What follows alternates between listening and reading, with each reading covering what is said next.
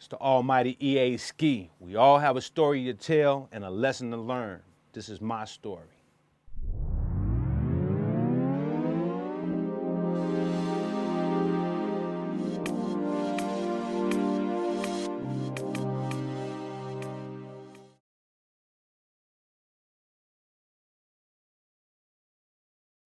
Yo, what's good with it? It's the almighty EA Ski, and this is my story coming from my mouth.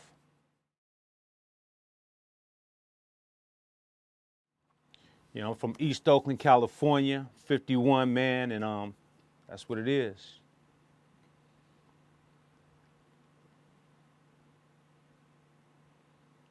How would you say was your upbringing? Poor, middle class, or rich? I say, middle, what I'm saying, for what it was. I mean, my parents probably, they made me feel like it was middle anyway, because they worked hard. I know that they put a lot of stuff on Railway, I know that they did everything that's possible for me to enjoy being able to do what I do. I never felt like it was a struggle to me, but it probably was a struggle to them, if that makes sense. Right. Yeah.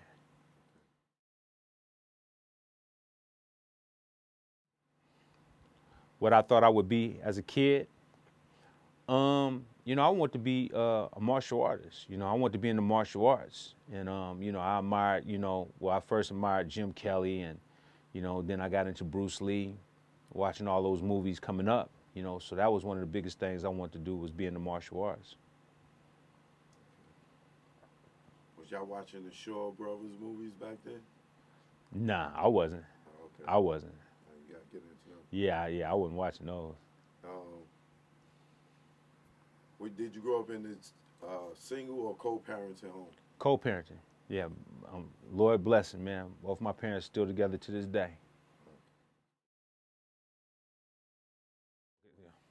How far I got in my education, I went to college, what I'm saying, for a little bit, but I was traveling and I was fighting. And so, I wind up, backing off of college for a little bit and was, fighting across the country and then wind up getting into music. So more or less got into more of a trade. And talk about like how you got into music. How I get into music. I got into music because I love, just the culture of hip hop. I've always loved music, period. My family, was up on a lot of music, from the Dramatics to, just older music, James Brown on down. And then hip hop came in, and I really, really got inspired when I heard Run DMC. That really kind of really made me want to take it seriously, just the way it made me feel. So yeah, Run DMC kind of inspired the music part of me. And then when did you get into it as a career? It took years, man. I mean, I got into it, basically just practicing and doing talent shows, and those transferred to, people liking you, doing my own independent records. That started kind of like, getting a little big for me in my community.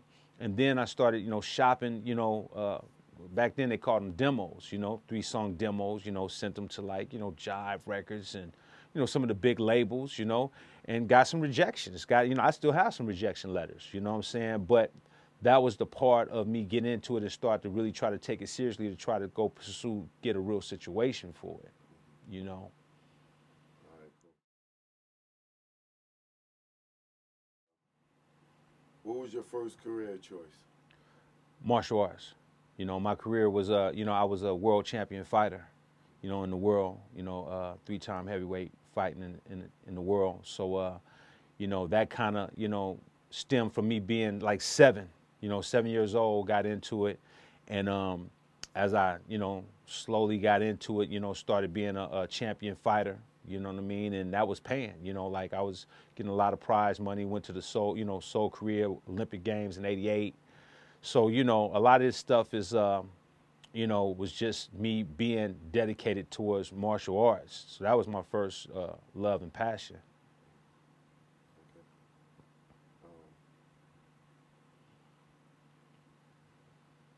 How far did you get in your education? At what age did you feel you became an adult? That's a good question. You know, the age I feel I became an adult was, I want to say, when I was about like 26, 26, because I caught my first major gun case. It was a serious case though at the time because of the whole O.J. Simpson and all the stuff that was going on. And me kind of being big in music now, I became a public name. So, you know, they were trying to, you know, make an example out of entertainers thinking that they were above the law, so to speak. And I think that's where this record, the Blast for I Have To record came from off the Friday soundtrack. You know, I really wrote that, you know, sitting down for a little bit. And that inspired that, you know, why I had this pistol, why I did this, why I did that. And it let me know the repercussions of it too, you know, getting caught up in the system. You know, the system ain't something you want to get caught up in, you know, because you can go in there for something small and it could turn into something huge. So, you know, I think around 26, when I caught that, it made me realize you have to really think and you have to understand, you know, everything that's simple can become something, you know, for real, you know. So I would say 26.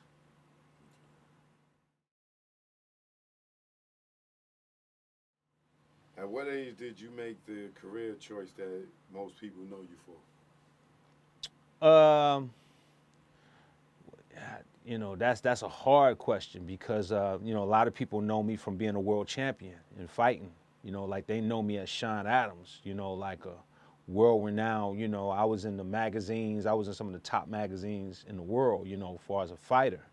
So they know that side of me, and then they know the side of me as being a, you know, a legendary producer artist. And that transition happened around in like I want to say '91 when I did the first Spice One album. You know, people started like, man, this guy is, you know, he's making some noise. So, you know, so that's kind of a double answer, but you know, that's how it was.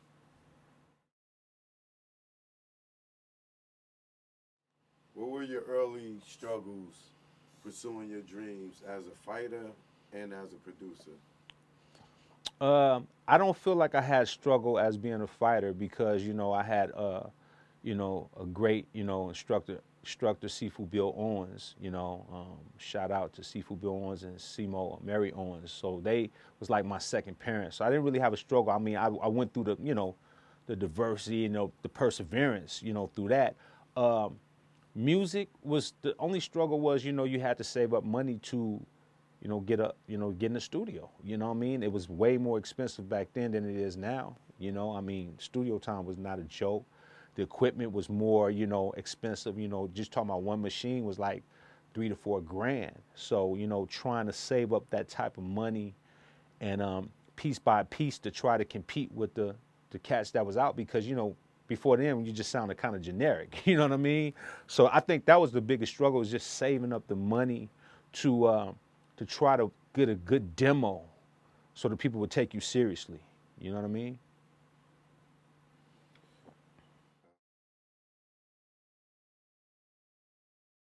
What were your early struggles pursuing your dreams as a fighter and as a producer? I don't feel like I had struggle as being a fighter because you know I had you know a great you know instructor Sifu Bill Owens. You know, shout out to Sifu Bill Owens and Simo Mary Owens. So they was like my second parents. So I didn't really have a struggle. I mean, I went through the you know the diversity, you know, the perseverance, you know, through that. Um, Music was the only struggle was you know you had to save up money to get in the studio. You know what I mean? It was way more expensive back then than it is now. You know, I mean, studio time was not a joke. The equipment was more, you know, expensive. You know, just talking about one machine was like 3 to 4 grand. So, you know, trying to save up that type of money and piece by piece to try to compete with the cats that was out because, you know, before then you just sounded kind of generic. You know what I mean? So I think that was the biggest struggle is just saving up the money to to try to get a good demo so that people would take you seriously. You know what I mean?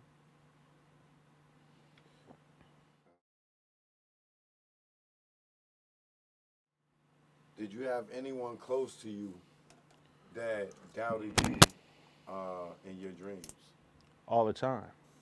To this day. You know what I mean? Because when you, I've learned from today to and even back then is that people never see your dreams as clear as you see it, and a lot of time people throw their insecurities on you to stop you from your drive, and I think we've all done that. Like even in school, you see somebody that would get straight A's and you would just be like, oh man, what I'm saying, you teacher's pet or whatever, but you kind of mad because you're not getting A's, you know what I mean? So when you driven, I stayed in the studio, man. I didn't go to my senior prom, junior prom. You good? Yeah. I didn't go to my senior prom. I didn't go to my junior prom. I missed out on a lot of stuff that a lot of people wanted to go to. But I made that sacrifice for my career because I was that serious about everything I did. So the sacrifices I made people like, oh man, you tripping, man. You need to come out here and do this. But I was dedicated. So when a lot of people was like, nah, they didn't see that vision. Now they like, man, you said you're gonna do that. So it's just, people gonna knock you, you know what I mean? And they do it to this day. They don't think you can reinvent, they don't think you can do anything. They just always and I get it, but when you ain't inspired, you never gonna see somebody ambition. Who would you say was your biggest supporters in your career? My mom and my dad, you know what I'm saying? My mom and my dad has supported me from day one. They were the type of parents that, they knew that I was driven, they knew that I was ambitious, and they believed in me from day one. They never doubted, even coming from where I come from. East Oakland was, kind of rough, you know what I mean? And they knew that if I stayed positive doing something, whether it was martial arts, whether it was music, that I wasn't just hanging out and just doing any old thing. And they promoted that. They're like, look, if he's focused, this is what he wants, we supporting it. They were my biggest supporters to this day. Period, hands down.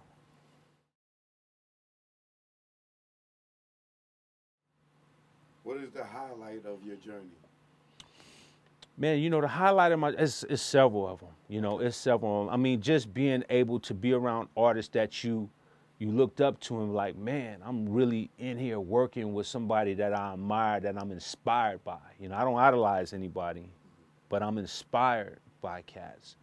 And to be in that situation where these cats are inspired by my work, coming from Oakland, you look at the area you come from, you look at it, it's like this to me.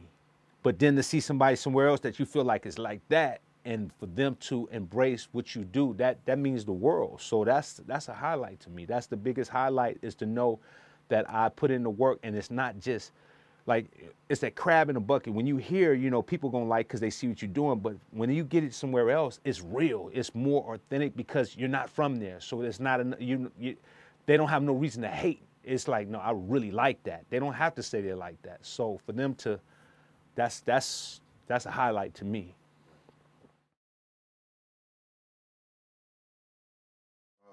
What was the worst part of your journey? The worst part of my journey is realizing that the industry is not what I thought it was. I thought that, if I had skills, I worked hard. Like I told you, I worked hard. I made great demos. I got signed to labels, several labels. And when you get to labels, you start realizing that they have a different agenda than what you thought it would be. You thought if I turned in this good music, it'd be this, be that. It's not like that. That's a terrible thing for anybody to find out that, Santa ain't real. You know what I mean? You know what I'm saying? It's like, you've been told that this is, and I think a lot of kids, they getting in this business and they're starting to see it a little bit more now that, it's not what you think it is. And I had to learn the hard way going through it early on. I know it even more now, but even early on, I didn't see it. I was young. So I kept going these labels thinking that they would love me because my material, they love the material, but as soon as you get in the system, it's a system. And it ain't the system that you really want if you don't, I have a lot of strong moral values. I have a lot of mentors that's positive. So when you get that other energy, I had to walk away from a lot of stuff that a lot of people thought I was crazy for walking away from, especially my DreamWorks deal.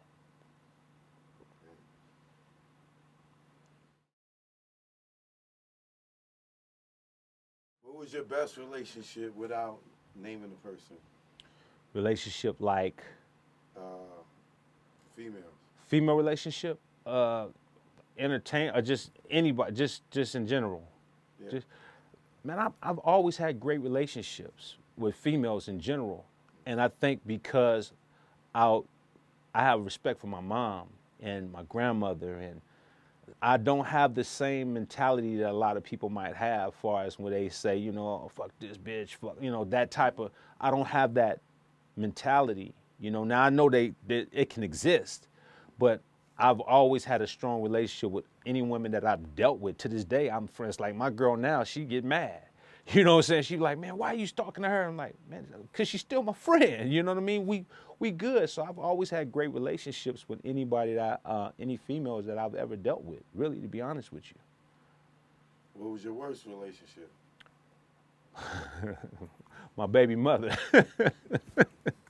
Man, that was terrible, man. That, you know, it was terrible because, I mean, and I don't want to throw her on the bus, but, you know, I guess when you're young and you think things a certain way and just not, you know, she had her way of being raised, I had mine. It's just that clash, but that wasn't the best experience for me. You know, I mean, it's taking a toll to this day with, you know, my older kids because, you know, when you're trying to co-parent and you have a parent going in one direction and you're trying to go in this direction, and now the kids are misguided, and so now they're playing divide and conquer, trying to get what they want from this parent when it's convenient. And that's a dangerous game when you're trying, because I got both my parents. So I wanted both of my kids to have both their parents, and we co-raise. Even when we're not together, we still raise as a team. And when you can't, that kills your soul. It kills your soul. So it killed my soul. And I'm not gonna lie, it's made me evaluate who I deal with from that point. So that's my worst relationship to me. In business, what was your best relationship? Priority Records, man. Priority Records, Brian Turner. You know, that guy really showed me a lot of love, and he showed me the utmost respect for my talent.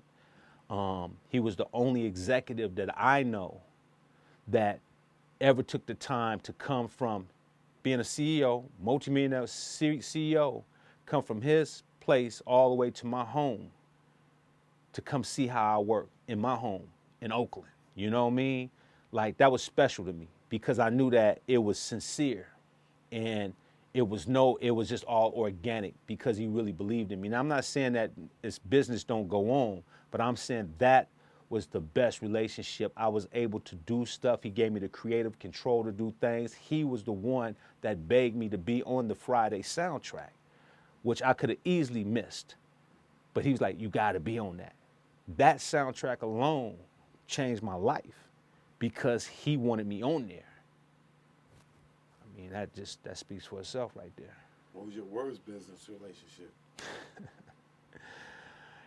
I got a lot of those, man. But I'll say the worst one would have to be DreamWorks. You know, DreamWorks Records, you know, you thinking dealing with a company that's billionaires. You know, you're talking about David Katzenberg, Steven Spielberg, David Geffen. You know, you're talking about powerhouse. You know what I mean? These are three power.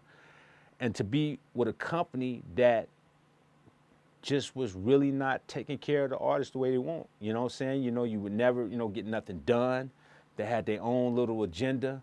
A lot of people suffered being over there, and I was one of them. You know, I had to wind up, you know, filing a lawsuit and, you know, and settling it. And it was just a terrible situation to be in, man, when you look up to some of these guys that you think have no reason to not do it right. You know, there's no reason when you're in these positions and you have all of this power, so to speak, from my eyes, to get in there and it seemed like, man, you really being cheap with me. You know what I mean? You really trying to take me in some other direction. So, you know, DreamWorks was really, you know, a bad situation for me.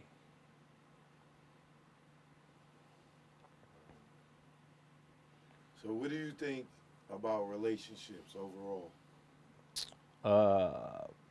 Far as just overall relationship, whether it's just whoever you're dealing with in general. I think from what I know is that you have to have discernment.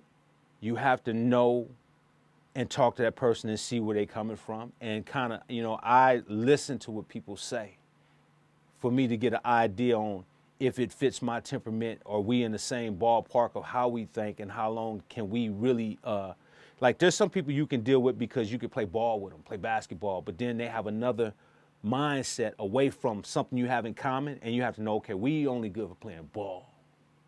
I get that. Or we can have deep conversations because we had that, so we good for that. You know what I'm saying? Oh, we good because we like these type of movies, so we good. So I know that relationships is based upon understanding and having that discernment on what that person, and then if you find that person that you have that whole common thing, then that's just, that's one that I'm gonna stay around for the whole picture because we can do multiple things. But most people are so one-dimensional, you only really can deal with them for what they're strong at. And you kind of got to let it be, or else you will wind up clashing and not having that friendship because now is walking in other territories.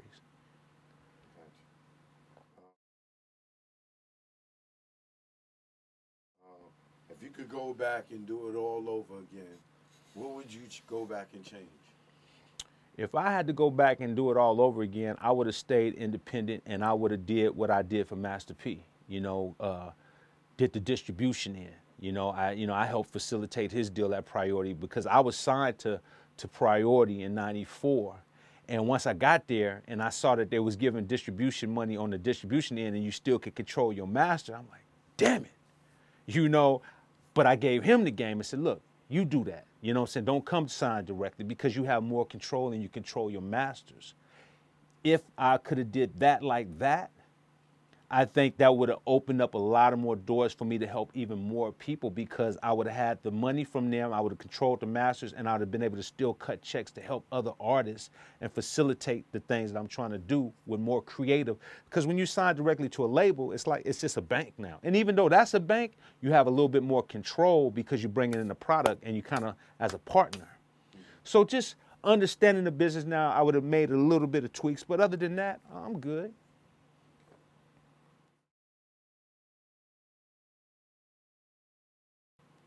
There's someone somewhere watching this right now, and they just getting on the highway on the same journey you are, whether it's a fighter or a producer, and you 10,000 miles away, and you done seen all the potholes in the road. What's some of the main potholes you could tell them to look out for? The main potholes is don't be deceived because people will tell you stuff. And if you don't do your own homework and investigating, you can get misled because a lot of people look at us as puppets, you know what I'm saying? Like, because they prey on the young. That's what I know. You don't know, so you trust and you put that trust in, and that's fine. But trust you still can trust somebody, but you still have to go and do your own homework away from it. And I think that's what I would tell anybody. That is the key to keeping not only your sanity, but making sure that you have to micromanage your life. You can't just walk in and just let people tell you something and you don't do a little research on it to make sure that it can check out. Or else, you're going to get what comes along with it. And I'm not saying, we all live and learn, but sometimes there's no get back from that. There's cats that just took words and there's no get back. So that's what I do know. I tell people, man, do a research. Don't just take everything you see and say, oh, yeah, okay. So what is your focus today in life and in business? Man, my focus, man, is on God. That's a priority for me because I think that we've gotten away from the spirituality, just period. And I think a lot of the stuff that's going on is because we've gotten away from that. We don't pray no more. And I'm not telling nobody that, saying and you're the best person because I'm just saying we have to get focused. We have to get back to the spirituality so we can contain ourselves from just running crazy and not making, crazy emotional decisions, myself included. When I get up, I'm praying. So my focus is God, my purpose, because I am a public figure, I can be able to tell you some truth, just like I'm doing with you, tell you some truthfulness. And I hope as the messenger, you receive it. And that's it. After that point, I was being truthful. I was being honest with you on my journey. And I got to keep on trying to get as many people as I can so they can stay clear because a lot of people are messed up in the mind and I see it every day. I mean, people have called me literally every day telling me how frustrated they were with the stuff that's going on. But I said, man, do you pray, man?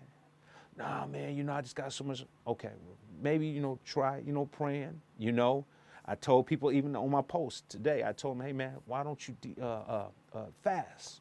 Just do a fast. And it's not for losing weight or nothing. That just do a fast. You know what I'm saying? So it can help you get your mind in the right direction. So that's my purpose, man. And of course, making great music. I mean, along with that is all a part because I make God first, and then I'm on a mission to make sure that these words cut through. You know, the stuff I'm speaking on, the stuff that I'm talking about. Now I'm being able to, because a lot of the narratives are getting changed. Yeah, as hip hop is getting older, people are not hearing the truth now. There's so many people that's changing the history books. So me being in it, you know, I feel like I have a purpose to let people know, no, that's not completely true, you know? And it's up to you now to, you know, and my credibility is pretty good because I don't just make records. I don't throw out a lot of records. So when I do throw out records, people know it's going to be of purpose, and they know it's going to be very truthful because I'm an artist and producer, so I can stay behind the board. But when I come in front, they know I got something to say. All right, cool.